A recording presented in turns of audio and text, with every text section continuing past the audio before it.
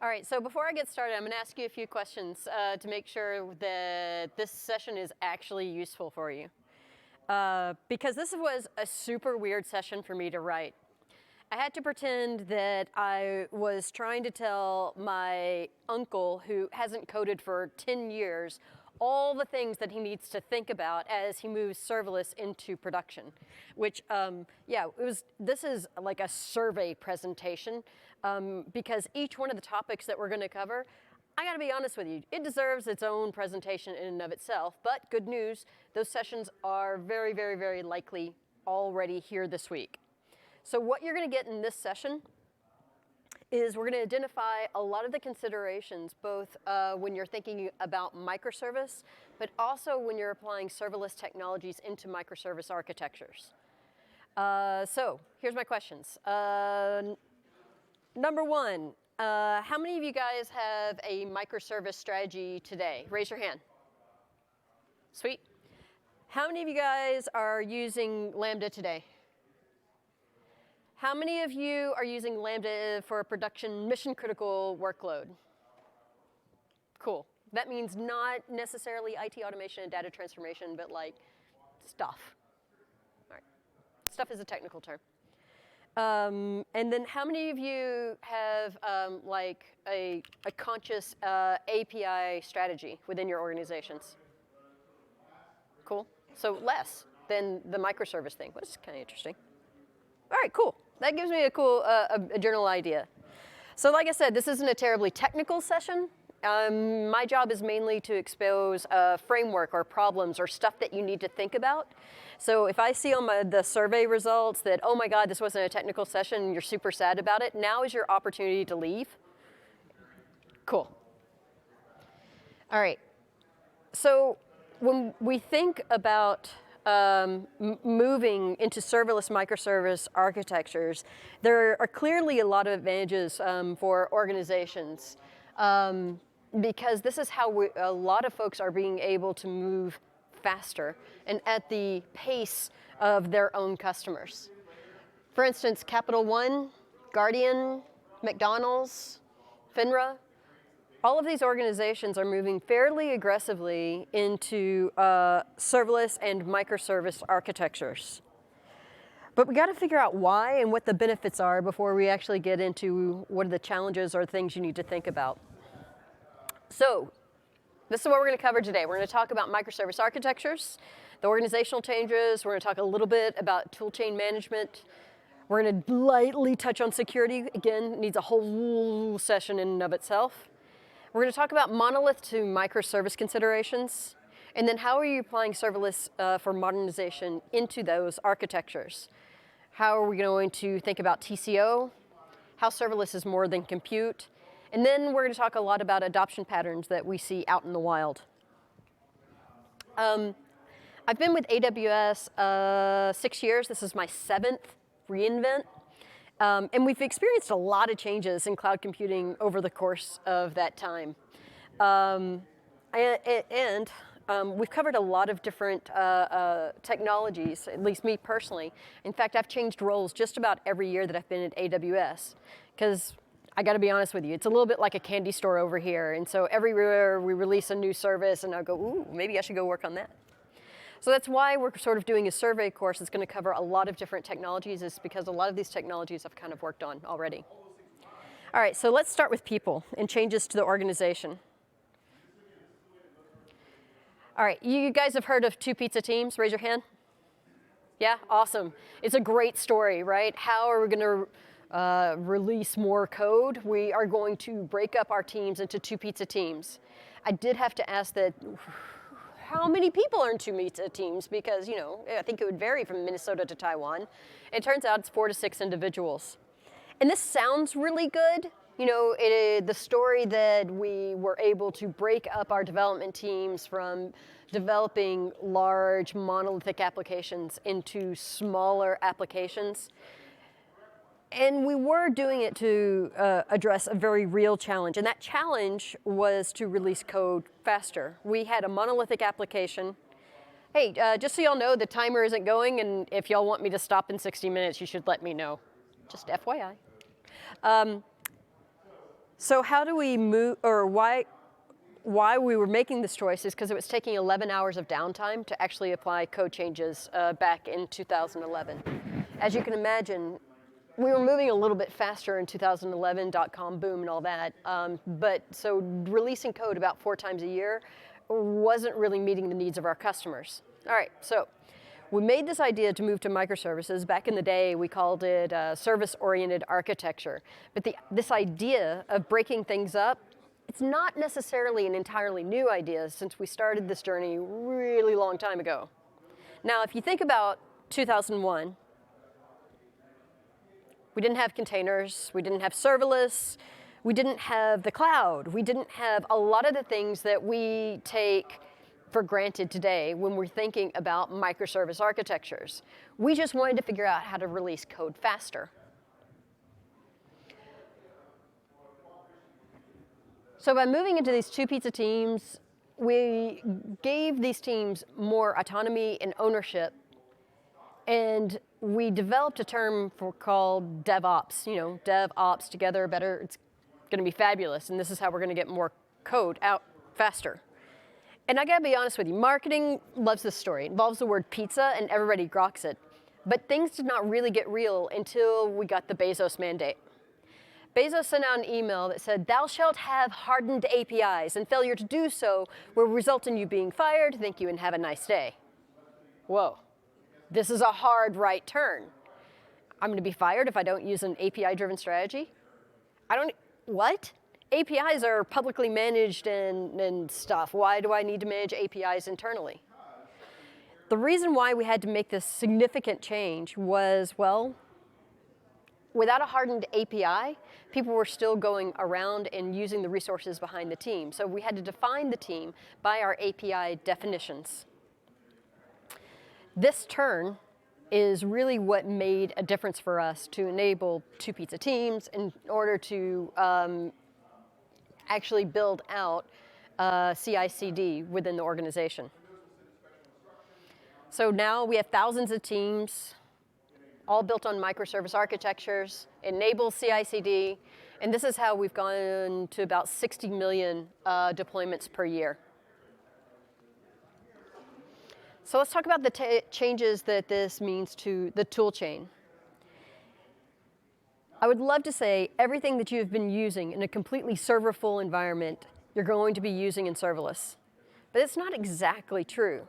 And so I thought the best way to talk about how customers are putting together the tool chain was to just go through an example. So Masterstream is a leading provider of quote management software for telecom industries. They do about 15 million automated quotes per year. And they initially decided to do a lift and shift into the cloud because, yay, the cloud, it's going to be so much better there. But they weren't getting the speed and the agility that they initially thought that they were going to get. And so then they decided to convert their architecture into 1, microservices, and then 2, enabling serverless technologies. And so that way it would be completely event-driven. The move to a microservice, as y'all probably know, especially from a migration standpoint, is not easy. If you're building a net new application, building on microservice architectures and building with serverless, it's kind of a no-brainer. Why do you want to manage servers anymore? But for migration, that's a little tougher because they need to integrate this into their existing pipelines. So how they did it is they started with the deployment pipeline, and they chose Stackery for this. Now, Stackery is pretty cool because it inherently uses SAM as its underlying architecture. And so they were able to pull in developers much faster because they didn't have to learn CloudFormation. This abstraction layer actually sped their pipeline. And because Stackery integrates really well for them with Bitbucket and Code Build, it was able to streamline with their existing pipeline.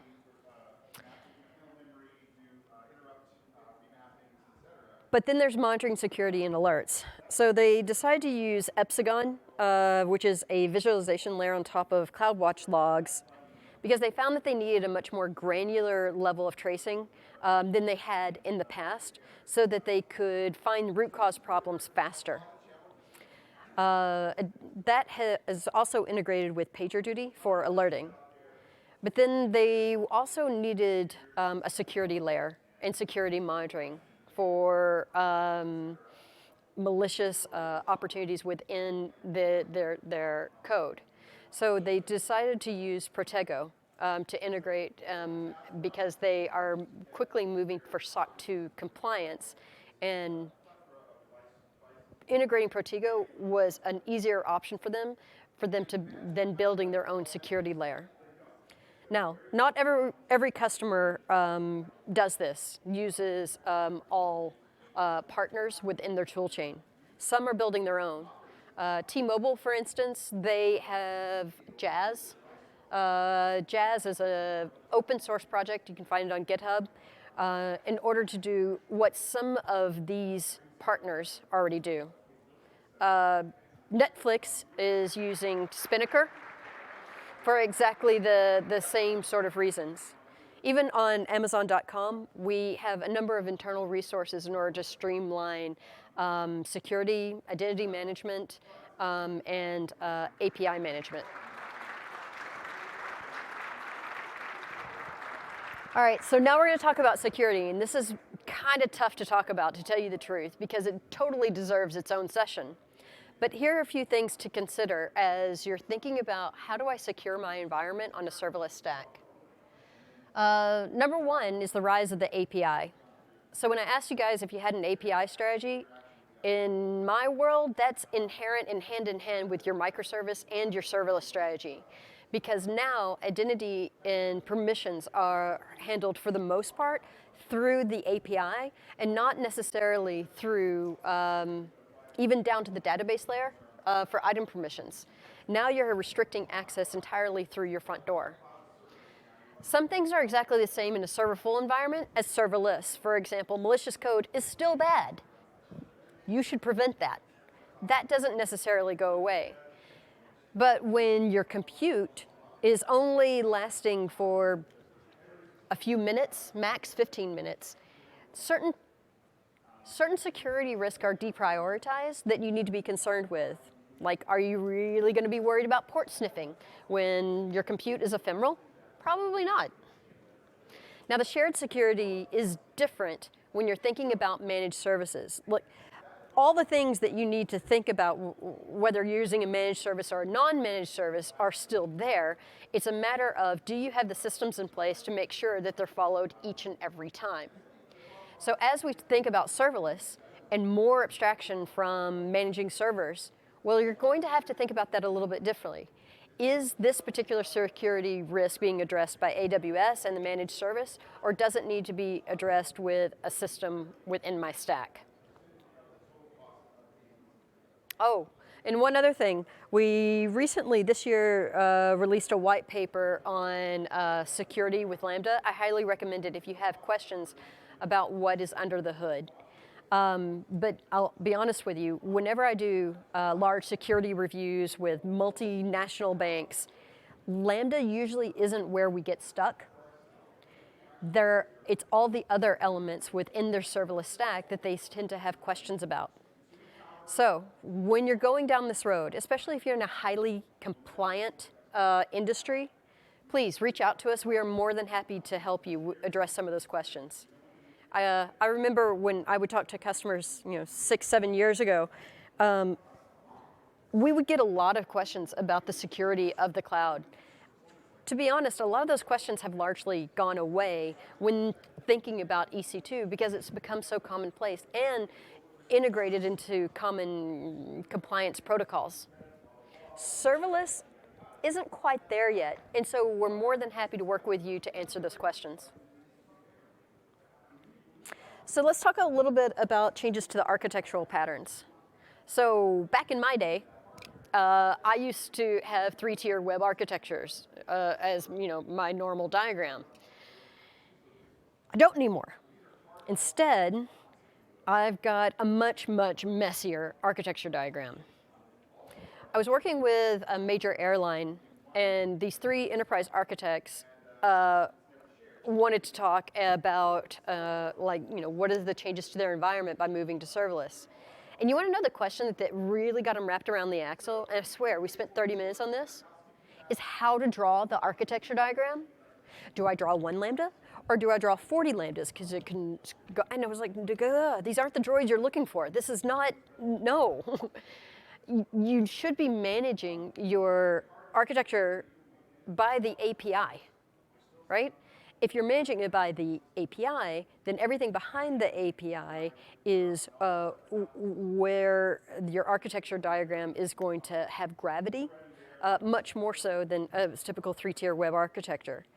I mean, even the database is becoming distributed and tucked in behind the APIs, and we'll cover that a little bit more in detail later. So internally, one of the things that we do to sort of mitigate the architecture gone wild problem of when you're building serverless architectures is that we have API bar raisers. So how many of you guys are developers? Cool. What's the first thing you do as a developer when you're starting a new project? You don't have to answer because we've got the crazy headphone situation. Just think through it. What's the first thing you do? Okay? Your answer, hopefully, is steal stuff, right? Because as a developer, why create something that already exists? Go out and steal it. Well, let's pretend we couldn't steal it. In our environment, one of the first things we do is we write the API definition. The API definition gives an idea of what resources we're going to use to build behind the API and what the function of that microservice is actually going to do. We submit that to the API bar raisers. We've got about, 8, 10 of them embedded in the service teams all over AWS, and they'll give you the thumbs up and thumbs down. They're primarily reviewing your API definition for things like scalability and security. You know what they're not reviewing for? Duplication. The stealing thing totally works, and if it doesn't, it's quickly resolved once you realize, oh my gosh, this code was already out there. But that process and that checking mechanism is really important for creating just a lightweight gateway for new API creation, because once they give the green light to the new API, then it goes into, for lack of a better word, phone book or address book, that we now know what is happening behind that API. And we don't have a lot of resources that aren't behind APIs that are in the wild within the environment.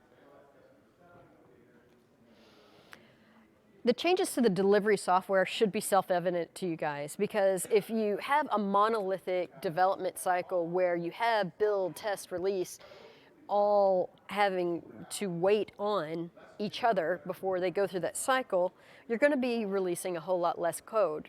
Versus if you have an asynchronous pipeline where you can put things through the pipeline depending on the API, you're going to be able to release a lot more code faster. So where to start? Let's say you have a monolithic application and you want to move to microservices. What are some of the key considerations? Well, first of all, you should start with the events. Just like Masterstream or Amazon.com back in the day, the first thing you need to do is to establish where you want to put your APIs within your monolithic application. Okay, so the next step is to try to figure out how many events to put behind that API. Is it just going to be one or going to be multiple? Let's walk through an example. Let's say you hit the shopping cart button on Amazon.com. Okay, great, that's an API request. But there's actually 3 calculations when you hit the shopping cart. There's the tabulation of all the items in the cart, there's tax, there's shipping. Are those each APIs, or are we all going to include that behind the shopping cart API? So that decision and that consideration is something that is actually probably a two-way door for you, right? You can always go back and change that one. So it's not necessary to get it perfectly right the first time, but it is important to think about how you want these events to work and what is the granularity and uniqueness of the event. For example, if you have a lot of reasons that you need to tabulate shipping and call the shipping API, but not through the shopping cart, then that would be a great reason to separate that out into a separate API so that other things can call it. So the granularity or the uniqueness of the event becomes inherent of how you're establishing your API definitions. Now, of course, we have a two-pizza team rule, which is a finite number of resources behind the API definition, but understandably, not everybody has that aggressive of a resource allocation. But it is something you need to think about as far as the event to API ratio. Also, remember your database. So we're going to go into this a little bit deeper, but if you have a collection of microservices all clustered around the same database, you're going to have to think pretty carefully about that in terms of contention and connection pooling and concurrency. So where the data is actually going, where state being held, is a key consideration for how you're establishing where you're going to put your APIs. I'll be honest with you, there are some applications I don't think are going to move to a microservice architecture in my lifetime. I mean, take SAP, for instance. SAP is like pretty monolithic. And yet, I keep talking to customers that say, oh yeah, you know, we set up this API and we pull a data dump out of SAP, we do all this event-driven work with Lambda, and then we're off to the races. And I was like, whoa, whoa, whoa, why are you doing this? You can just call SAP and they'll make those modifications for you. It's part of their normal customization. And they was like, yeah, but then we have to call SAP. Effectively, they're chipping away at the functionality of SAP in favor of speed because they're able to build stuff over the weekend that satisfies their needs and then they move on. This is a very interesting idea that we see happening as monoliths start to age, is how you're chipping away at that functionality. So let's spend a little bit on serverless in particular. So let's start with compute. Compute. So back in my day, we had physical machines, right? And these physical machines required a lot of guest planning. How many of you are managing on-prem data centers in some capacity today? Awesome. Do you know what your CPU utilization is? Is it above 10? Is it above 20? Well, that means you have a lot of excess capacity within your data center because it's very difficult to plan for. So then we had this great idea. We're going to have virtual machines, right? We had VMware, we have AWS Cloud. This is elastic. Only pay for what you use. Scale almost infinitely, except it's not really true because you still have excess capacity of your CPU, right? So you're still paying for resources that you're not using. And then we had containerization, which was great, because back in the day, with physical servers, we used to call those people, server huggers because they love the blinking lights. And then we got to containers, and we used to call those folks cluster huggers because, like, oh, I got my cluster. It's right here. It feels good. And containers did a great job of decoupling and isolating resources. But at the end of the day, we're still managing servers. So then we had serverless come along. And we got two flavors for compute, Lambda and Fargate. And each have give-gets about which one you would choose. Again, this is like a whole session in itself where we can talk about the give-gets with what technology you're going to use for your serverless application. And at the end of the day, I'm not sure that I care that much, as long as you're not managing servers. Because you kind of figure out, do I want to manage servers? Where's my North Star, where I want to go? Oh, this one's a heavy topic too. How many of you have been able to figure out your TCO of your serverless stack before you started? Okay, nobody raised their hands, just want to be super clear. Yeah, this is pretty tough, right? Because you have to figure out what is the duration of the execution in order to estimate cost, which you can only do after you write the code. Okay, that sucks, admittedly. But at the same time, there's a pot of gold at the end of this rainbow. Additionally, let's talk about two pizza teams a little bit and how that affects TCO. So back in the day, we have development over here, and we have ops over here. So normally, these guys get really busy, and they throw stuff over the fence on a Friday afternoon at lunch. Operations have to deal with really buggy code. They don't know how to scale out, no disaster recovery, or how to optimize for servers. These guys hate these guys, right? This is normal. And then we had this two pizza team idea. It's fabulous. We're going to put dev, ops together. Woo! Because we found if you put pagers on developers, you get better code. That was supposed to be funny. All right, so how do you get more out of a finite team? We've already said it's 4 to 6 individuals. Well, you take more and more heavy lifting off the team. Now, when we gave them cloud or elastic resources, great, they don't have to go through a procurement cycle. All they have to do is say, great, I'm going to get some instances, it's going to be awesome. But then we took it a step further with serverless, because all the problems that you have over here, you now have to solve over there, right? Because we're writing infrastructure as code. So it shifts the dynamic of what these teams are doing when ops is no longer going, gosh, I don't know, is this an M4 8XL? Maybe I should migrate to the M5. Oh, can I risk the downtime? Well, all of those choices go away when you're using a serverless compute. So these are some of the considerations we like to ask, like about whether, or like how are we figuring out TCO? So TCO has 2 components, tangible and intangible. The tangible is more of what we're used to thinking about compute. We're comparing what is the cost of Lambda compared to EC2 or my existing server farm. Okay, that's one way to look at it. Is this network intensive? Are there any other managed services that we are going to be enabled to use because we're using Lambda? It's also another key consideration, because I've got a lot of customers where compute's no longer the biggest part of their bill. I know, it's crazy. But most of the time, your compute's like 70% of your AWS bill. What if that changes? Why does it change?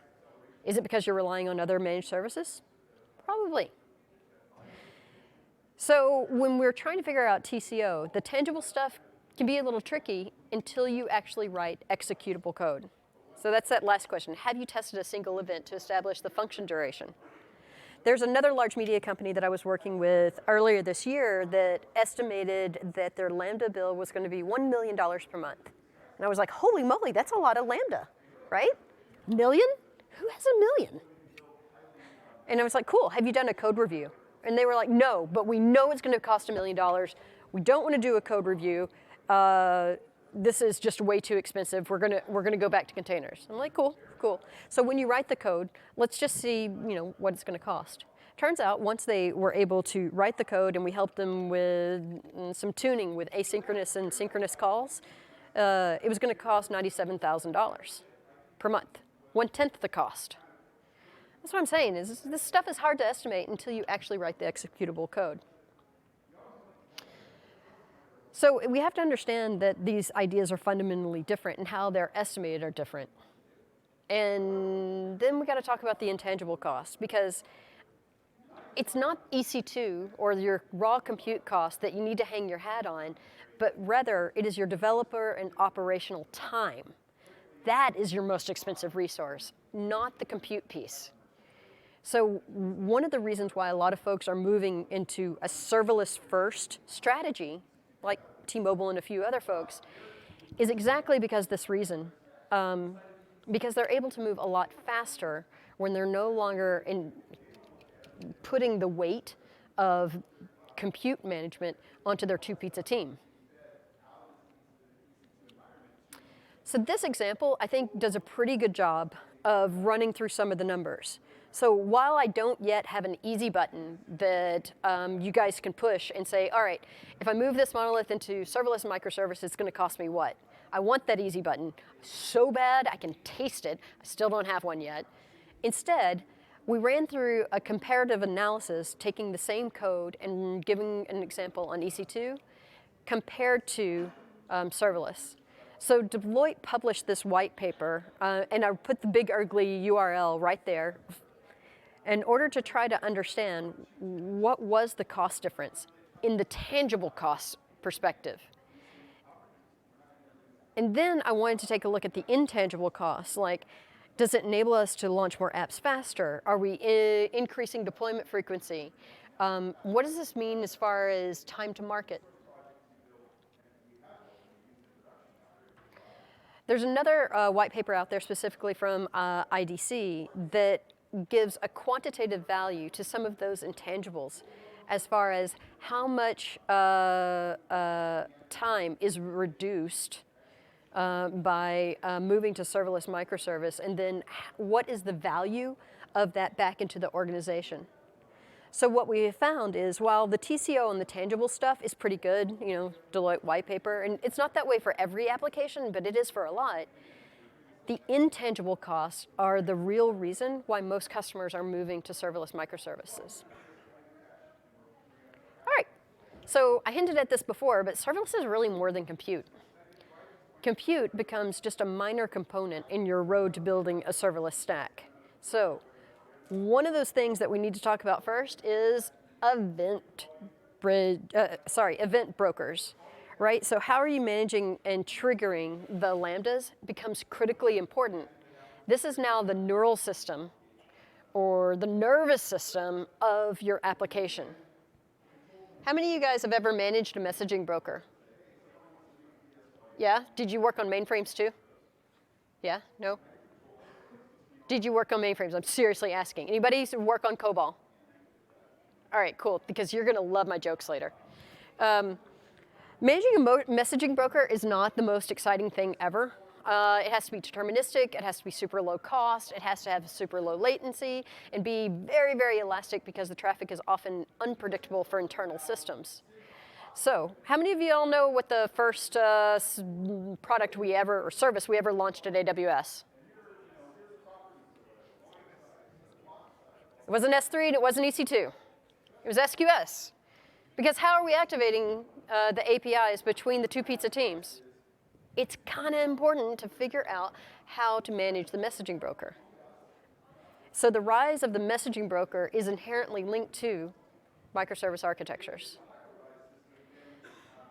So not only do we need to consider the messaging and integration brokers, but the data store also becomes really critically important when you can no longer hold state within the compute.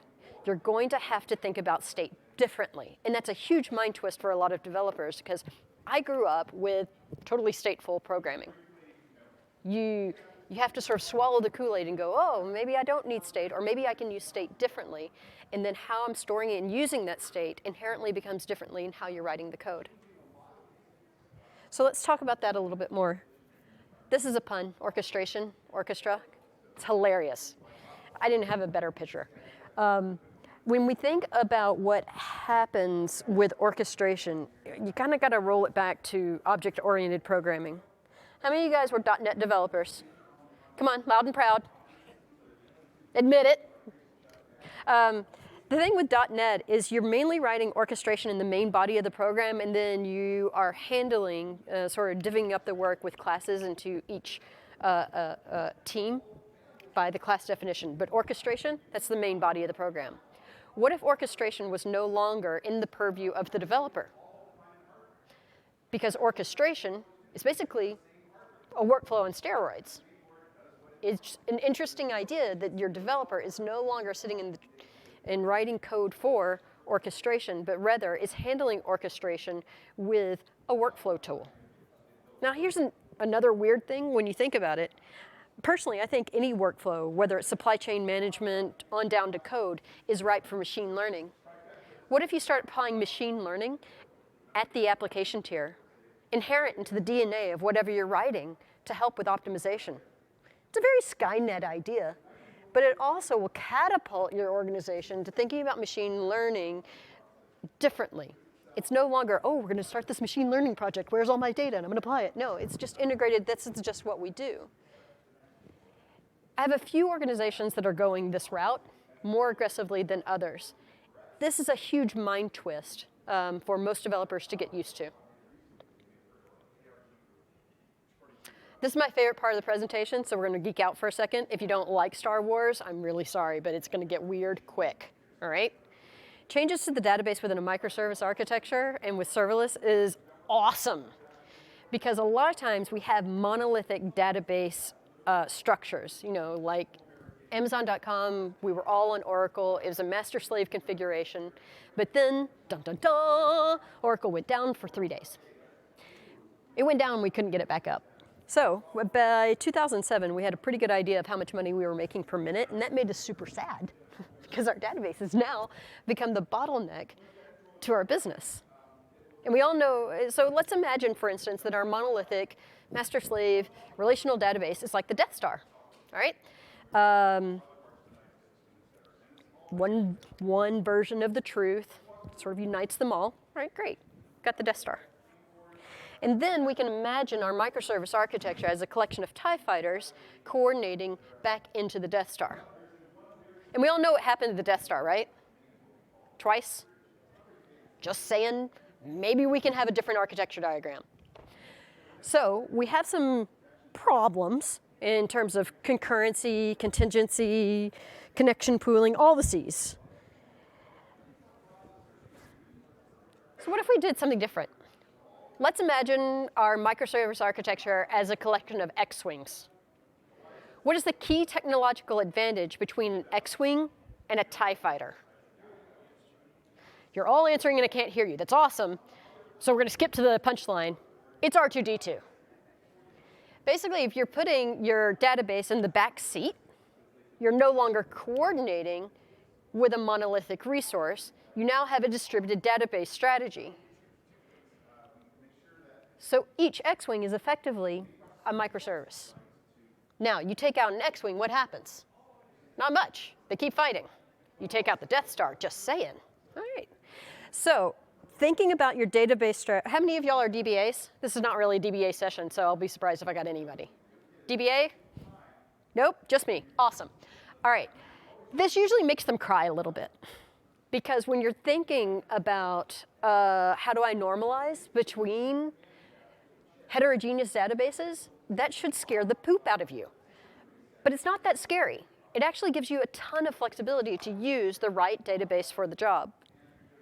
Any of your teams still writing stored procedures? Raise your hand. Oh, that is bad. Stop doing that. I'm like, I don't care if you remember anything other part of this presentation. It's a weird presentation anyway, but this would be the one key takeaway, guys. Stop writing stored procedures. Look, back in the day, it was a super awesome idea to put your logic as close to the database as possible for latency, right? I mean, let's think about it this way. See, late 1970s, early 80s, what was the most expensive piece of your infrastructure? Storage, right? I mean, disk was crazy expensive. Today, what's the cheapest piece of your infrastructure? I'll give you a hint, it starts with an S. Why are we building databases that are great for optimizing for storage in the same way?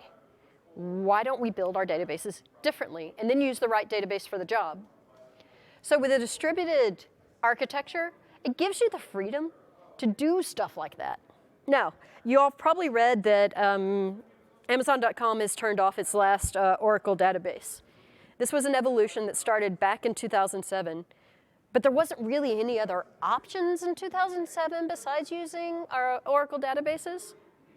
We had to invent non-relational databases and DynamoDB as a great place to go. Now, DynamoDB scales like beautifully in this scenario. Now, and I'm one of those people that I love relational databases still too. I mean, you know, I still think they have a place in the world. So then you have to say, well, if relational scales really well and non-relational scales really well, which one do I choose? Let's go back to your 2-pizza team. You got 4 to 6 individuals. Are any of those individuals DBAs? No. Nobody knows how to normalize on that team. This is why a lot of times we like to choose non-relational databases because we're able to scale the people out even faster when we don't have to think about normalization. It also helps us recover from what used to be colossal database mistakes because we don't have an elaborate schema that we're messing with, and combining and pulling out non-relational databases or data in non-relational databases is inherently a heck of a lot easier. So our relational database is no longer this monolith that we have to spend weeks and months and years getting the schema and the joins exactly right. Instead, we can move a lot faster and our data can have a lot more agility. Now, specifically within this diagram, as the data ages, we cart it off into some other data store. It could be S3 or Redshift or whatever, because this is great for, like, I don't know, OLTP-ish type queries.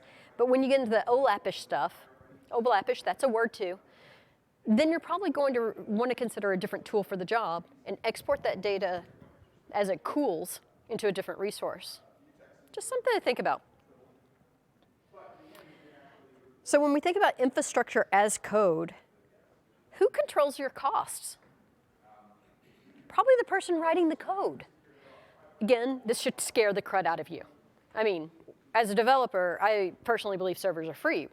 I don't have to worry about cost. Except, well, not all developers are created equal. I've been teaching my son to code for a number of years. He's 9 now. And I swear if I don't sit on that kid's head, he will not write an array. He just won't. Instead, he just copies and pastes the code, which is, less efficient. Well, now, because mom's paying the bill for the per CPU cycle, I care a lot about how elegantly he writes code. I even care about what languages he's using, because that has an impact on my TCO because I'm paying per CPU cycle. Well, 100 milliseconds, but you get my point. So now here comes the mainframe part, which was like 3 of you, and I have no DBA, so that's a weird mix. When you're writing infrastructure as code, this should sound pretty familiar, because when you write in COBOL, you have to assign vCPU at the function level. Okay? There's no other way to handle your resource allocation, because you've got one box, right? And you don't want your function to sort of take over the entire box, so you have to assign vCPU at the function level as you're writing this code. Does that sound familiar? Because it's basically Lambda. What is old is new again. So when we think about the relationship of aligning our code to CPU optimization, the other idea that inherently comes up in this is the role of the messaging broker. Because the messaging broker is carrying all of the messages that are activating the microservice architecture. So these two ideas that honestly are pretty old are rising in prominence again from how people are developing overall architectures. Oh, all right, serverless adoption patterns. Let's see what people are actually doing in the wild. All right, so some of you are over here. You got legacy architectures, you still have on-prem stuff. You want to get over there because you get in the cloud and you get microservice architectures. Woohoo, that's nirvana. By the way, this is not the graphic I wanted to use, but legal said I couldn't use the cover of Smells Like Teen Spirit, so that made me sad. Because I really do mean this in the Seattle way, not necessarily in the Buddhist way. How do we get over there from over here? So a lot of folks are still doing stuff like lift and shift.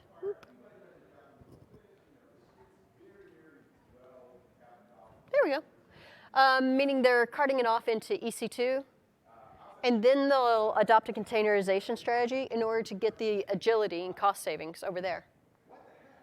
Or they'll do containers first, and then cart it up into the cloud. Pack it up in boxes first, right? And then I've got some customers like Fannie Mae who are skipping a bunch of steps. Mind you, their migration pattern I would call a leapfrog because, wow, they're skipping about 40 years of IT with the stuff that they're carting up into the cloud. But it tends to be pretty old stuff that needs to be refactored anyway. In the case of Masterstream that we talked about earlier, they adopted a lift and shift strategy first and then moved to serverless. But especially with a lot of legacy applications, it kind of makes sense to see how far they can go in just one jump. And the folks that tend to be doing this the most are folks in financial services. One, I think they understand the TCO of moving to serverless, but they also inherently understand event-driven architectures, right? That's pretty much where the mainframes still are. There's a lot of Midwest banks that want off their AS400s. But it is event-driven architecture. Every time a transaction happens within the organization, compute is consumed. So moving to event-driven architectures, well, the only thing missing for these guys is to understand how to integrate an overarching API strategy that unites their event-driven architectures. The next adoption pattern is actually far more common than the leapfrog one. And this is what most folks are getting started with. So it starts over here in log processing, cron jobs. IT automation workloads. Nobody has to go through a procurement cycle, ask permission. They sprinkle a little Lambda in when nobody's noticing. You may be familiar with this as shadow IT. I'm just saying it happens. It's still a major adoption pattern. But nobody's going through a major security review for it. We found that a lot of folks get started here because it's easy. And a lot of times it's the developers that are integrating Lambda into their existing processes first. But then we get over here to data transformation because we're like, whoa, that was easy. Maybe we can have event triggers as our data is moving from one place to another. This primarily takes on two flavors, linear and nonlinear. Linear data transformation would be something like an IoT data ingestion pipeline, where you have a ton of data coming in from your devices. Maybe you're doing some light ETL with Lambda. It goes off to a data store, maybe it's S3 or Dynamo or even a relational database. Then more transformation with Lambda, and then off to the end user. That is a real-time, completely event-driven pipeline.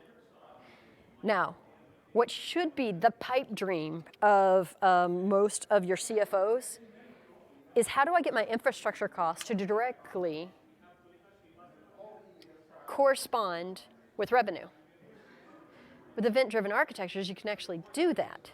I have one customer that is in agriculture, and their bill went down 50% on their serverless stack. And I was pulled into one of the vice president's offices like, well, how's your relationship with this customer? And I'm like, it's good.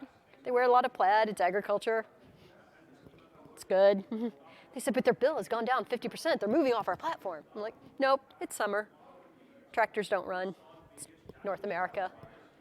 Their bill greatly fluctuates per the North American growing season because, well, the IoT devices aren't being activated.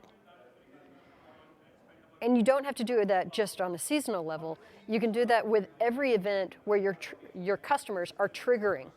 And then if you can calculate a cost per API request, ooh, now you're cooking with bacon, right? Or whatever you want to cook with. I like bacon. You're able to tell how to track your cost of your infrastructure directly as your customers are coming. Ooh, let's go back.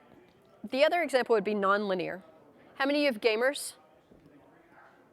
Yeah? It's never the COBOL people, just so you know, never the same data set. It's not even a Venn diagram, they're over here. The thing with gaming is like one of the largest trends is gamer profiling. Like how do I maintain inventory between heterogeneous games within the same platform? That gives continuity and a more individualistic experience. Like, so when I play, what's a good game? Mario Kart, I have a different experience than my 9-year-old kid because I've been playing for 30 years.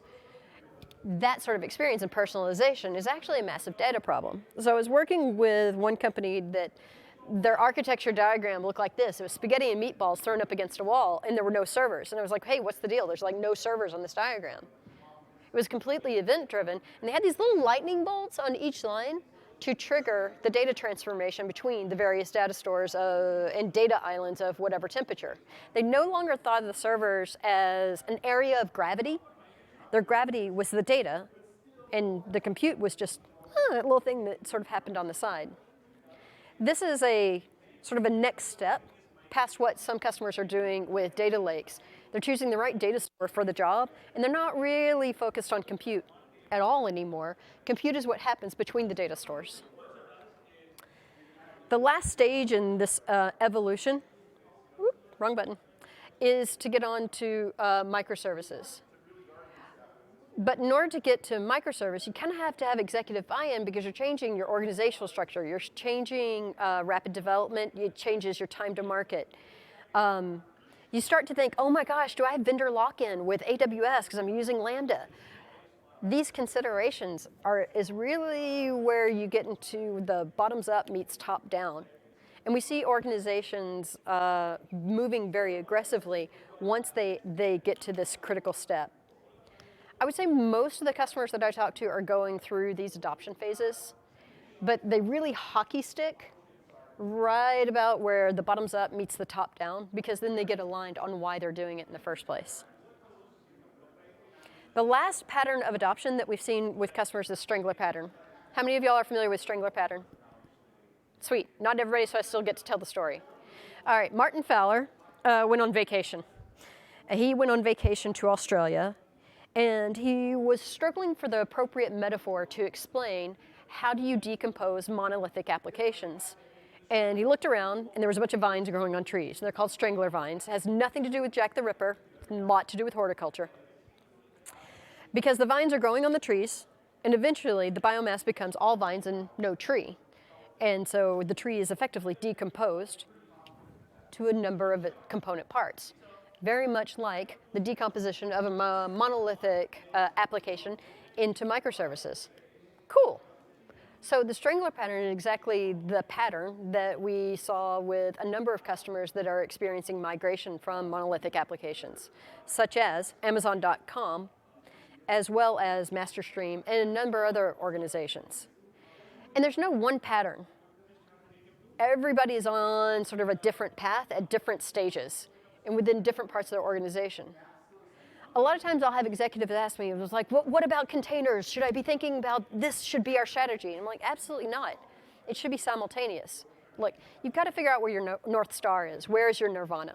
If your nirvana is, wow, in 3 to 5 years, I don't want my people having to manage servers anymore, cool. Make decisions that are taking you closer to that and not further away. If you want to use containers for migrations, because I got to tell you, a developer's appetite for rewriting an application they just finished 2 years ago into microservices is pretty much nil. Then containers is a great option. But continuing to maintain servers and monolithic applications and monolithic databases is not where I see most customers going today.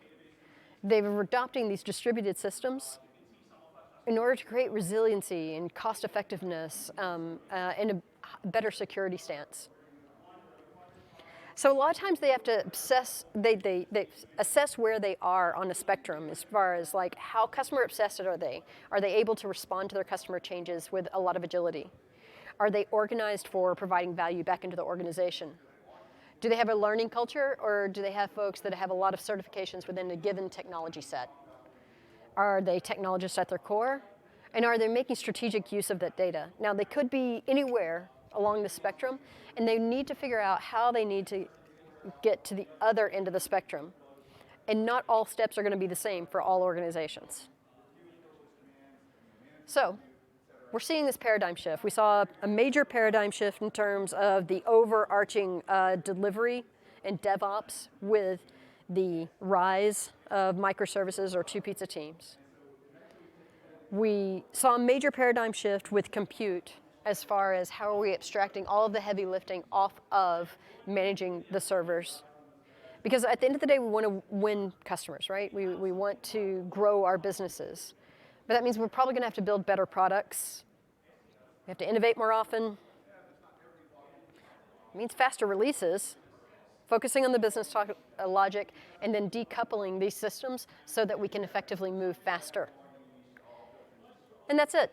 That's my presentation for today. Like I said, we had to cover a lot of ground and a lot of different topics.